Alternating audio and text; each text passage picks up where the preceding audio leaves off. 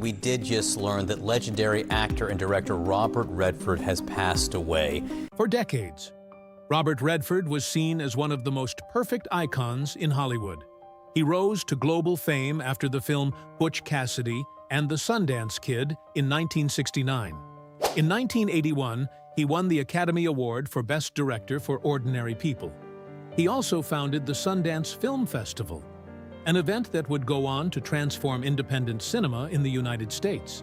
To the public, Redford represented talent, success, and a career that seemed almost untouched by failure. But behind that calm smile was a lifetime marked by loss. He lost his mother when he was only 18, an age when many people are just beginning to understand life. His first son died at only 10 weeks old. Years later, another son would spend much of his life battling serious illness. These tragedies did not happen once.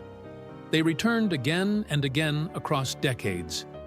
Childhood and teenage tragedies, the foundation of pain. Robert Redford was born on August 18, 1936, in Santa Monica, California. His father, Charles Redford Sr., worked as an accountant for an oil company.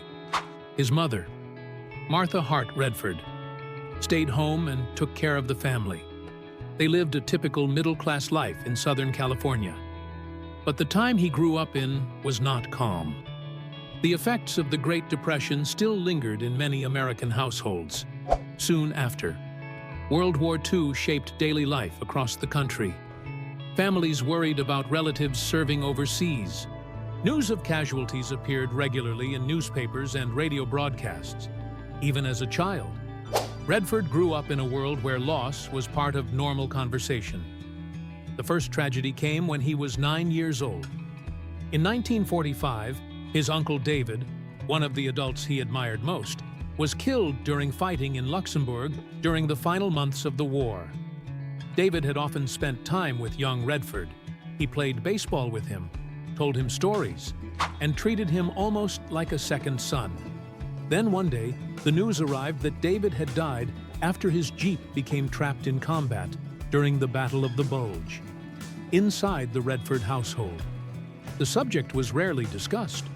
The family tried to move forward without talking about the loss. But for the young boy, the absence remained. Years later, Redford described his uncle's death as something that stayed with him like a quiet shadow throughout his life. 2 years later, another frightening event arrived. In 1947, at age 11, Redford became sick after a long swimming outing. Doctors soon discovered he had contracted a mild form of poliomyelitis. At the time, polio terrified families across the United States. The vaccine developed by Jonas Salk would not be introduced until 1955. Redford spent several weeks in a hospital ward filled with children suffering from the disease. Some of them depended on large mechanical breathing devices known as iron lungs. He eventually recovered without permanent paralysis, but the experience left a mark on him.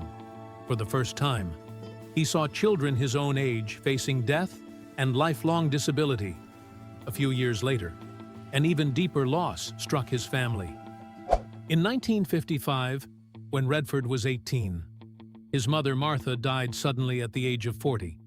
She suffered severe hemorrhaging caused by a blood disorder. Years earlier, she had already endured the trauma of losing premature twins. Her death shocked the entire family. At the time, Redford was a rebellious teenager.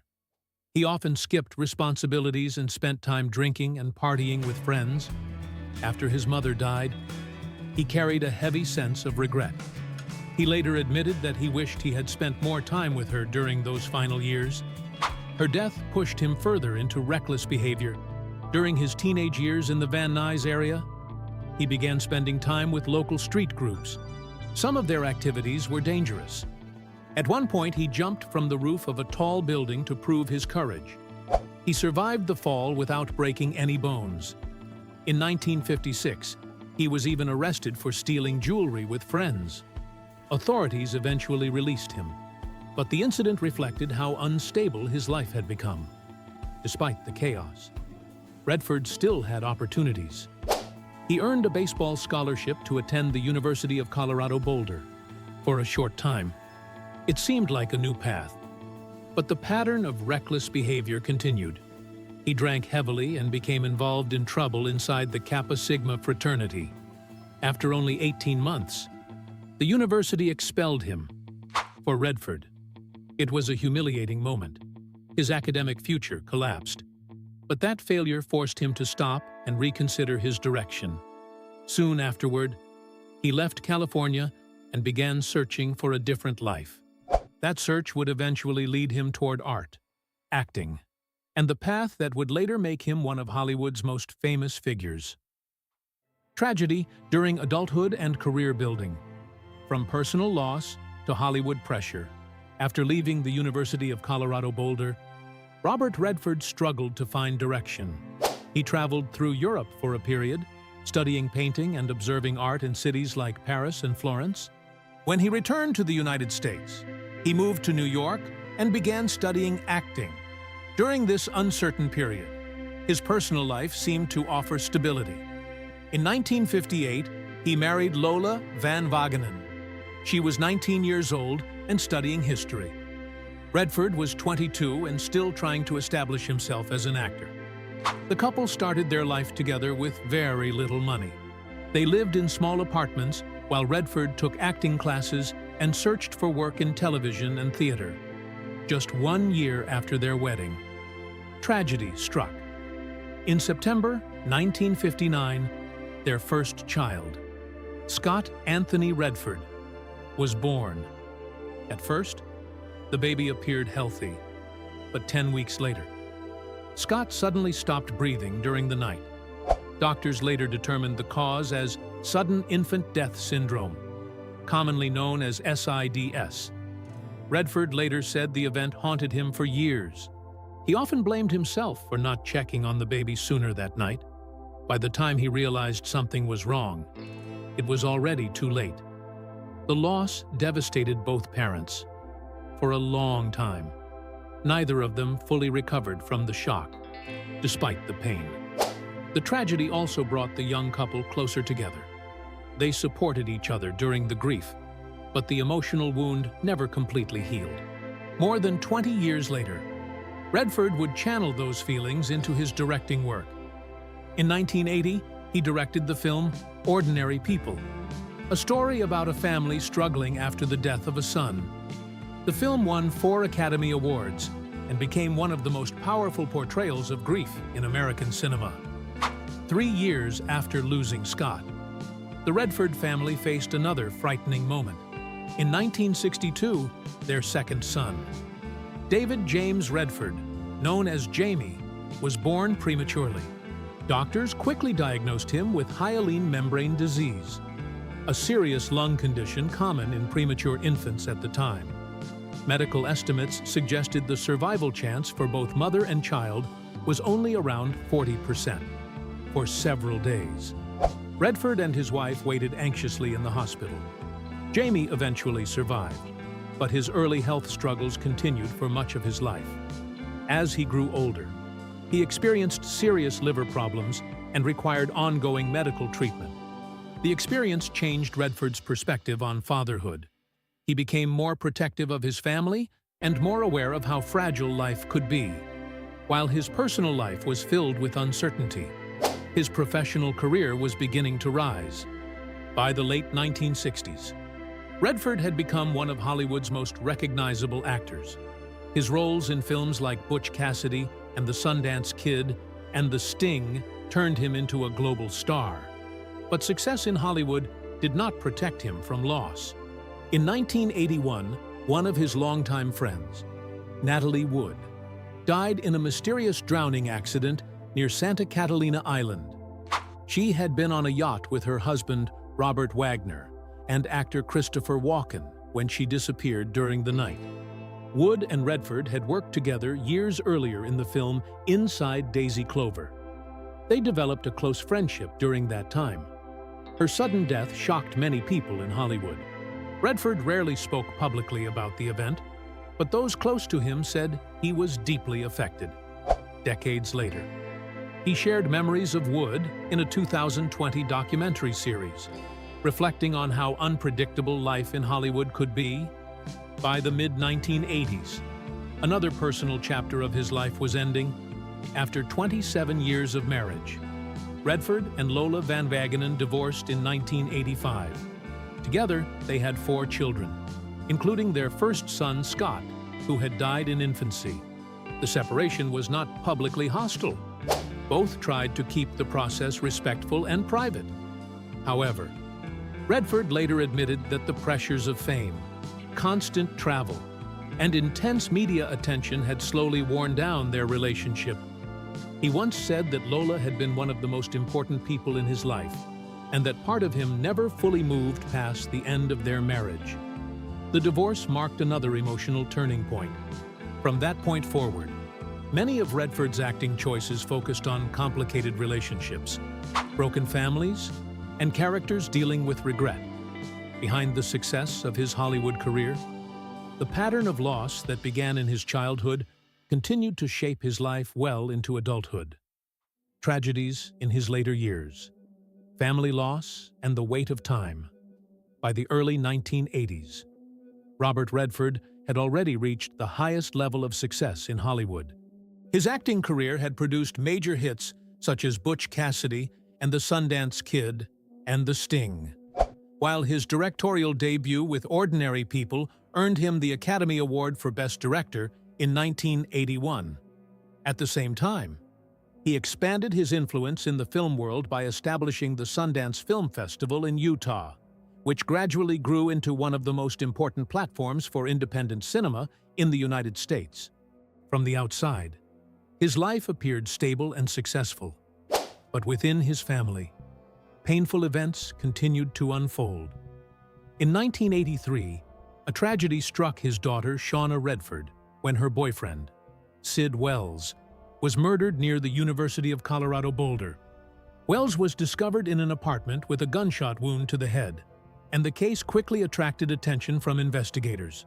Authorities identified a suspect named Thane Smicka, yet prosecutors were unable to gather sufficient evidence to formally charge him.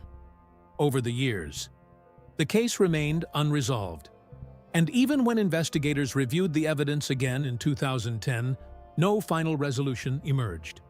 The violent loss deeply affected Shauna, and Redford focused much of his attention on supporting his daughter during that painful period.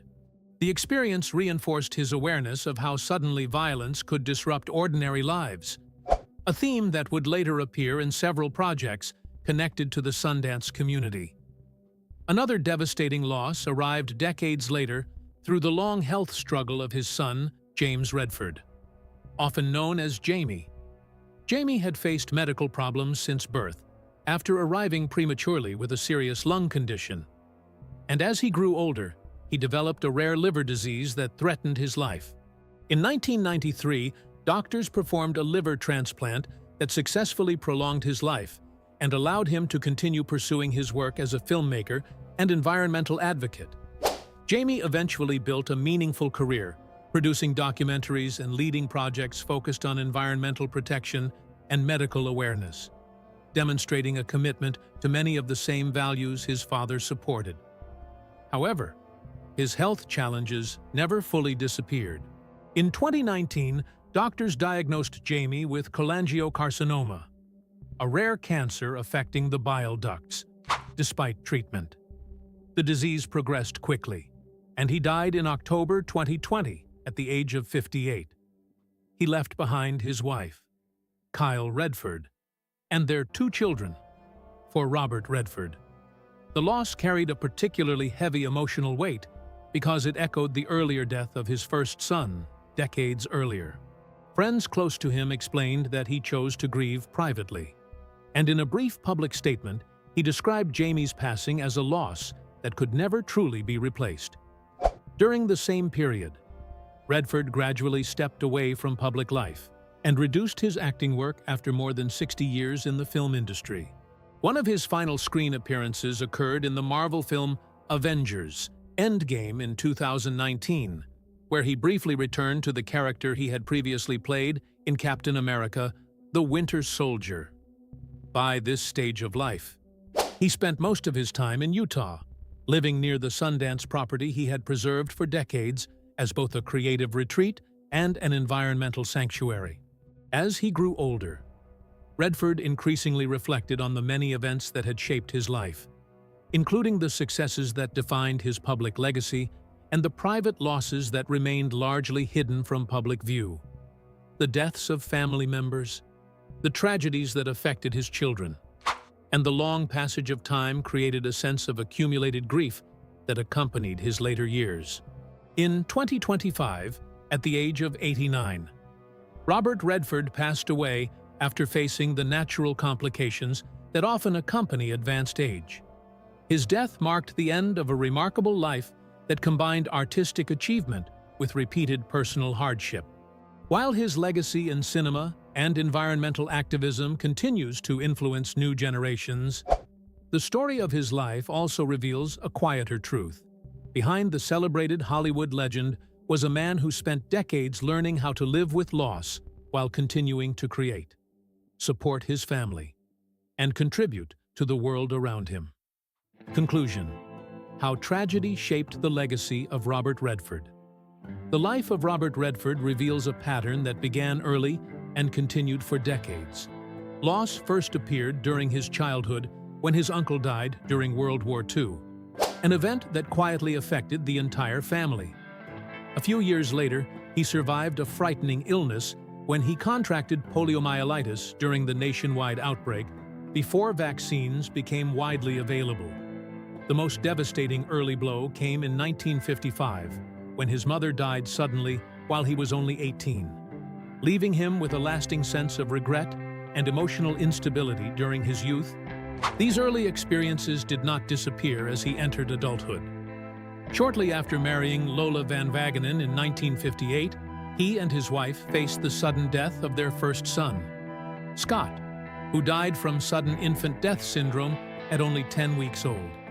Years later, his second son, James Redford, would survive a premature birth and serious illness, but continue to struggle with medical problems throughout his life.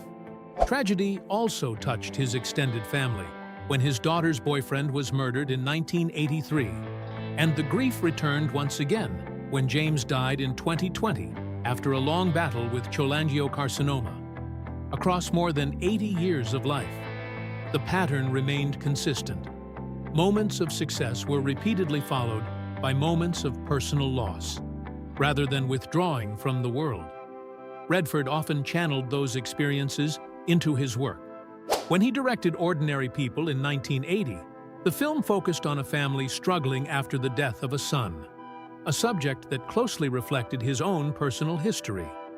Years later, he directed A River Runs Through It, a story about family relationships, regret, and the pain of losing loved ones. The emotional tone of these films reflected a deep understanding of grief and the fragile nature of family bonds. His commitment to environmental protection and independent filmmaking also carried a personal dimension. Through the creation of the Sundance Film Festival and the Sundance Institute, Redford built a space where artists could tell honest human stories outside the pressures of the Hollywood studio system. In many ways, the Sundance community became a form of healing, allowing new voices to explore themes of loss, resilience, and identity that mirrored the struggles he had experienced throughout his life. Redford's story reflects a pattern shared by several major figures in cultural history. Artists such as Charlie Chaplin and Katharine Hepburn also experienced deep personal hardship before transforming those experiences into powerful creative work. In each case, adversity did not end their careers, but instead shaped the emotional depth of their contributions to film and culture. By the time of his death in 2025, Robert Redford had left a legacy that extended far beyond acting. His films influenced generations of filmmakers. His environmental activism helped protect land and raise awareness. And his work with Sundance created opportunities for thousands of independent artists. Yet the deeper meaning of his life may lie in how he responded to tragedy. Rather than allowing loss to define him, Redford repeatedly transformed pain into creativity, leadership, and social impact near the end of his life. He once reflected on this reality with a simple observation. Tragedy does not erase life's value, but instead teaches people to appreciate what still remains.